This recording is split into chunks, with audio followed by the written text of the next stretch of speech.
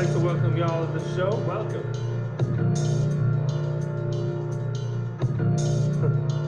Yeah. All right, welcome back to KAMMA. I'm Khalil Deal. I'm Andio. We are KAMMA, about to talk about the main card now for UFC 301, Pantoja versus Erceg. This is the main card. Already, this is looking amazing. We just talked about the prelims, and we disagreed, Andio, on 3 fights in the prelims. Let's hope we can agree on more in the main card here. So to start this off, we got Paul Craig versus Caio Baralho. Paul Craig. So for me, man, the pick has got to be Caio Baralho. And I'm going to say I love Paul Craig. I've always been a fan of Paul Craig. I cashed many tickets with Paul Craig with his submissions. Paul Craig is just really, really good in the BJJ, black belt in jiu-jitsu. He is awesome at submissions. He's got a ton of different submissions.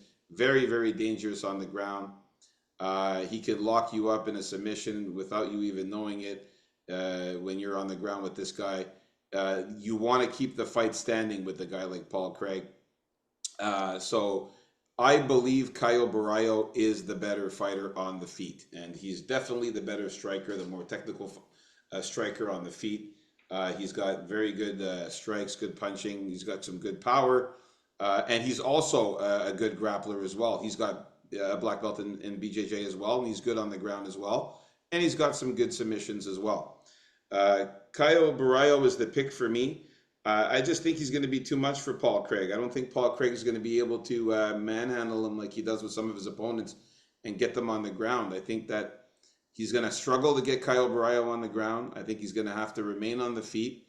And I think that's where Baralho is going to be able to piece him up and maybe even get a knockout. Paul Craig's chin is not the greatest anymore. We've seen Paul Craig getting knocked out. So, yeah, I got to go with Caio Baralho here. Who do you got, Andio? Yeah, I'm going with Caio Baralho as well. Yeah. He's definitely better overall.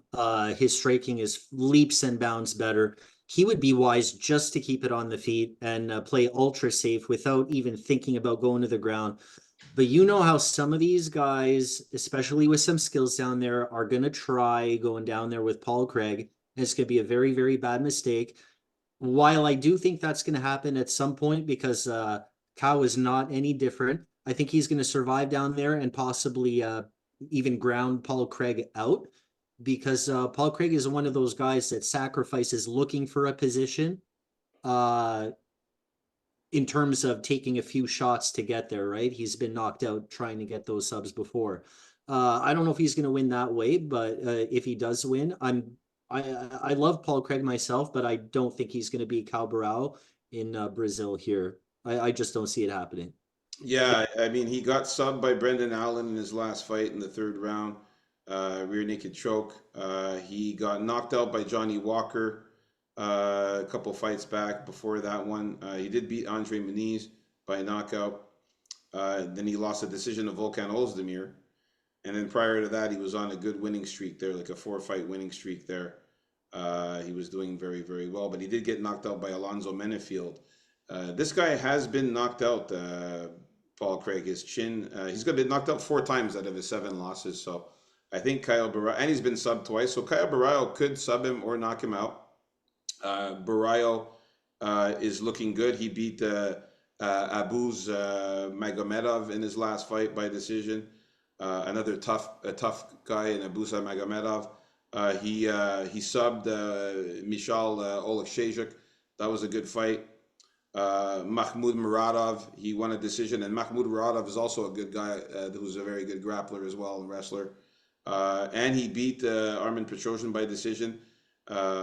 He's fought a lot of good guys too and beat them. So Caio Baralho is really, really good. And yeah, I just think that if he keeps this fight standing, he's going to piece him up, get the more strikes landed. And you can see Paul Craig, he's got 3 losses in his last 5 fights, whereas Baralho's on a winning streak here. 5 years younger than Paul Craig.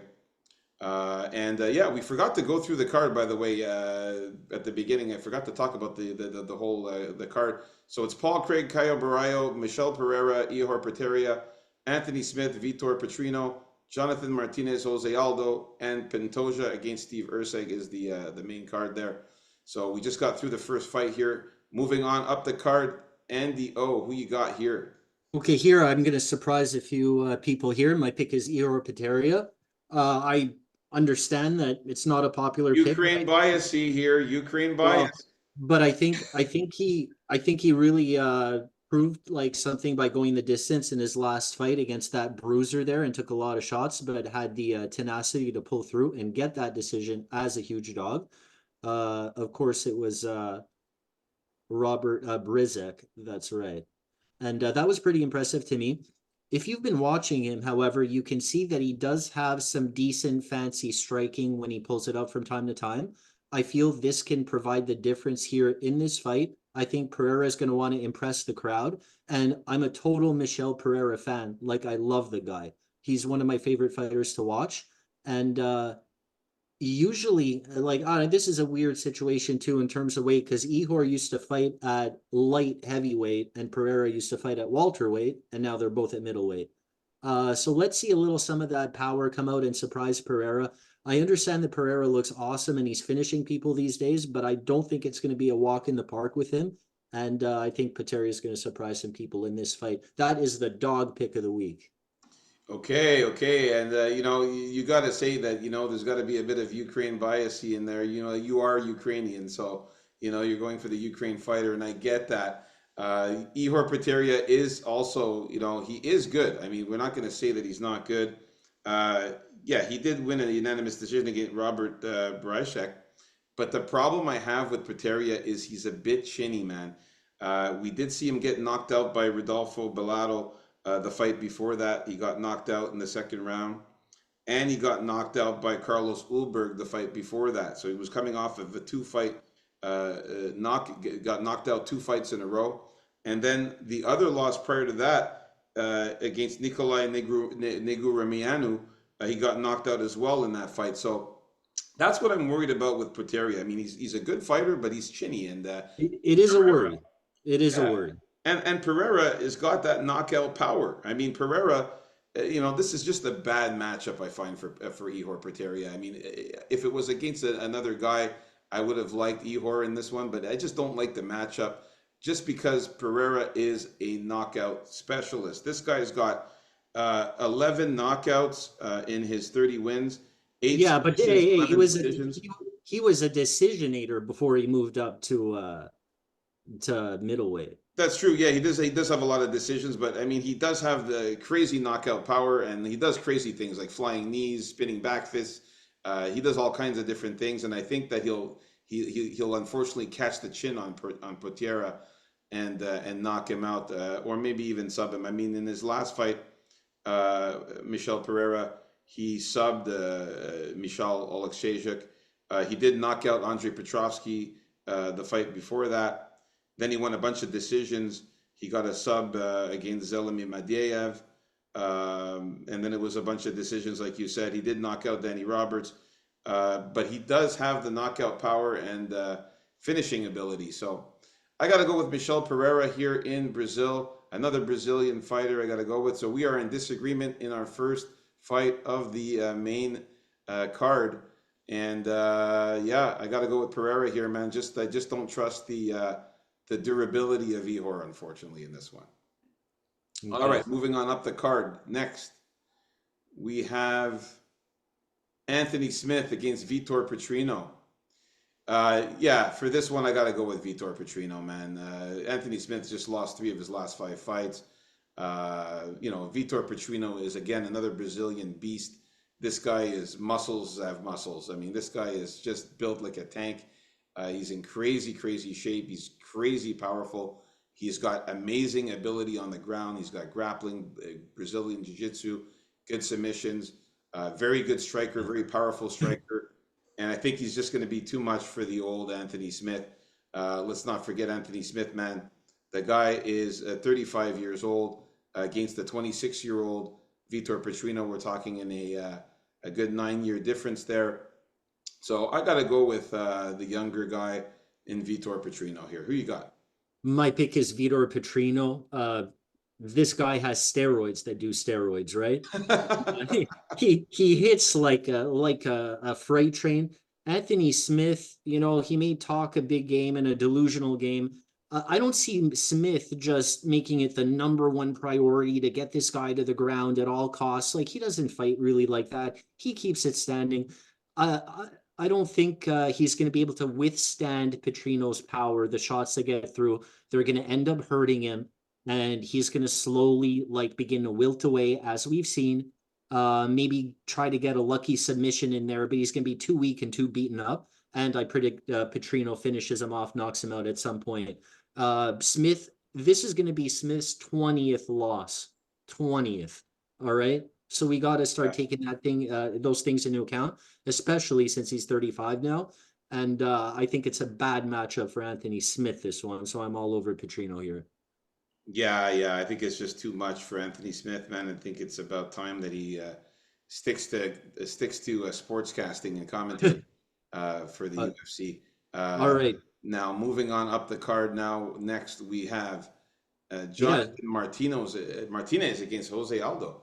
Yeah, so here we got the surprise return out of Jose Aldo. I first heard about this like a week ago, well, maybe 2 weeks ago.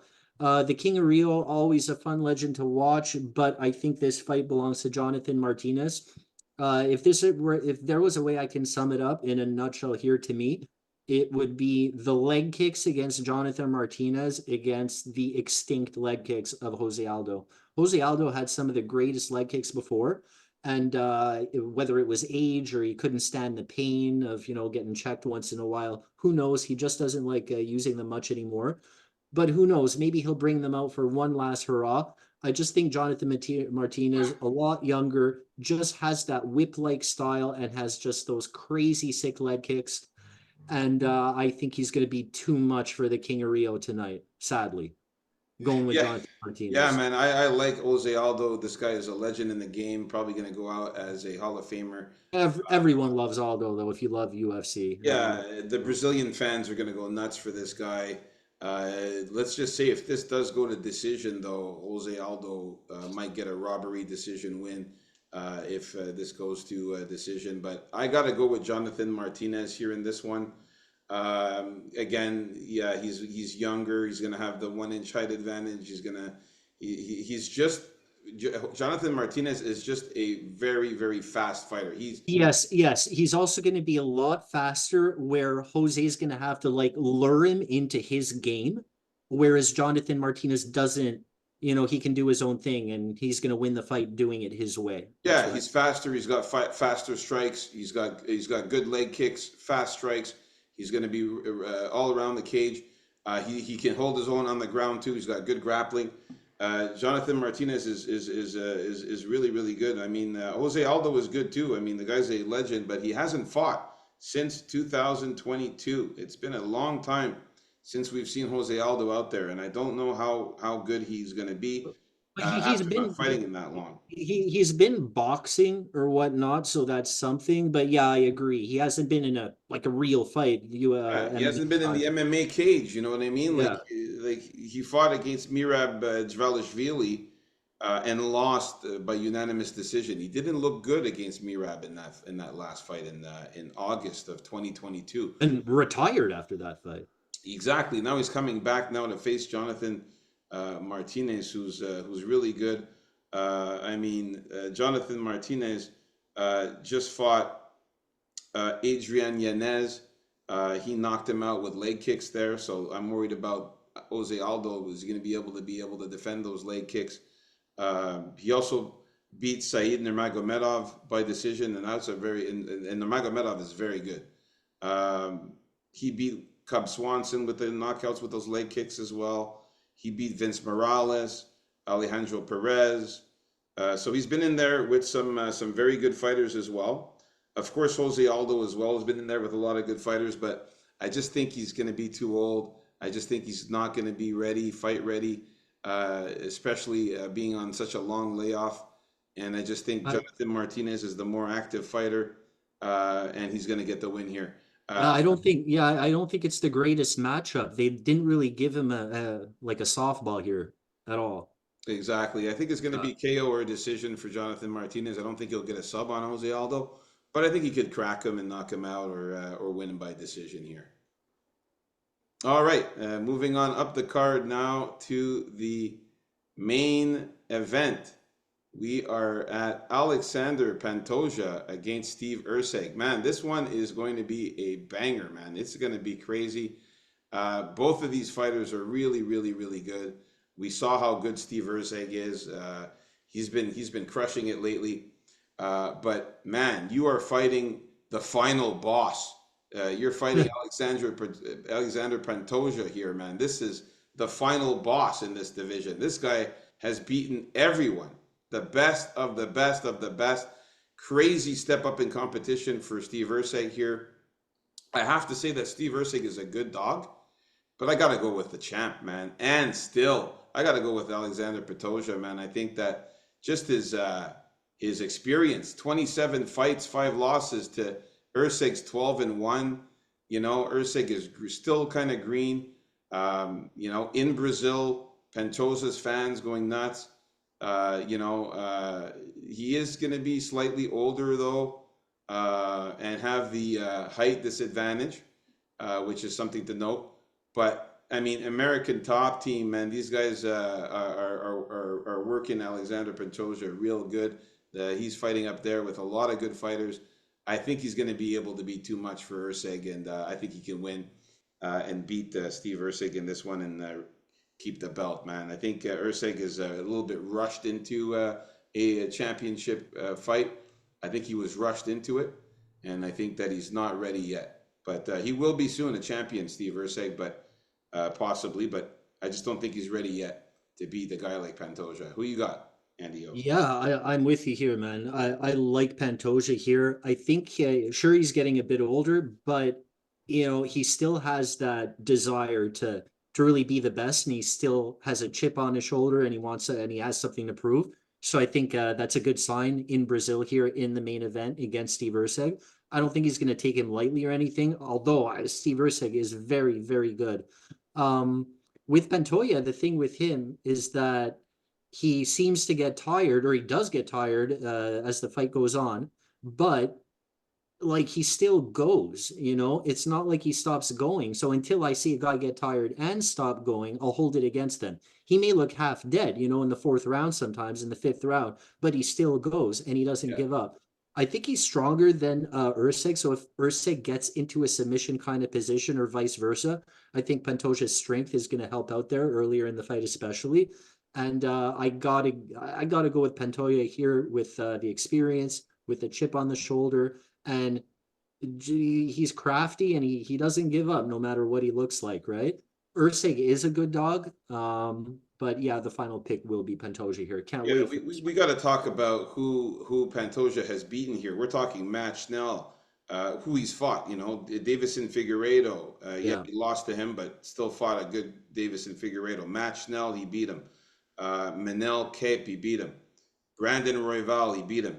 Alex Perez, who just won last week, he beat him, and he beat Brandon Moreno, who's another beast of a guy. So you yeah. know, Brandon Royval, Brandon Moreno, Alex Perez, Manel Cop. You know, these are guys. These are the top. These are the top of the top, man. You know what I mean? So I gotta stick with Pantoja to keep the win here. But like again, Steve Erceg is very good, but still not tested enough yet. He just beat Mashnell, Alessandro Costa, who we just talked about earlier, and David Dvorak. Yeah, Not he beats Alessandro Costa and gets a title shot 2 fights later. You know what I mean? Like he Yeah. beats Alessandro Costa and Schnell and Dvorak and gets a title shot. I think he was rushed into this title shot. And again, can we compare Dvorak, Alessandro Costa, and Matt Schnell compared to Brandon Royval, Alex Perez, and Brandon Moreno? It's not comparable, man. Pantoja's just fought the better fighters. He's been in there with the greats, and I think he's going to be too much for Steve Erceg, man. So yeah, here you have it, folks. The early predictions for the main card. Like and subscribe. Hope you guys like the breakdown and the video. Be sure to come back Friday to check out the final picks and Of bet. course, on Friday, as usual, we got our final predictions for the prelims and main card and our official bets as well. Someone said that they not threatened by my awesomeness. At that point, I realized what everyone else's problem is. Cool man haters anonymous. In your motherfucking living room talking shit. I'm at home watching The Office lit every time Jim's. All right. Peace out, folks. KAMMA. Can't wait to see this card, man. I can't wait to watch this event. It's going to be off the chain. Peace out.